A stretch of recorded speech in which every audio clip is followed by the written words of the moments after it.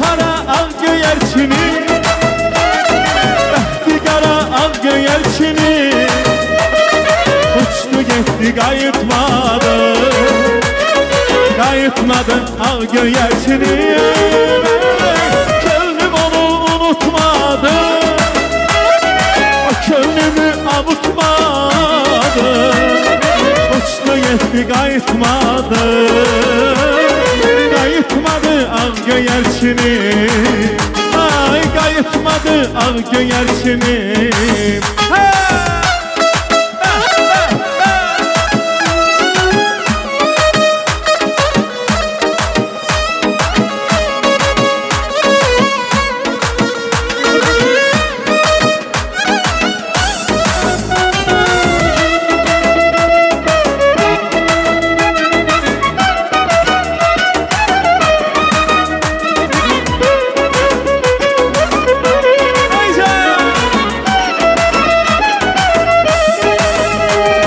Güzelliği arasında, gözlerinin karasında, bulutların arasında şenlenirdi bir an göyerçin.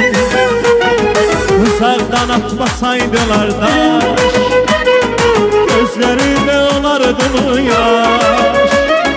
Bu tekliğe yavaş yavaş şenlenirdi bir an göyerçin.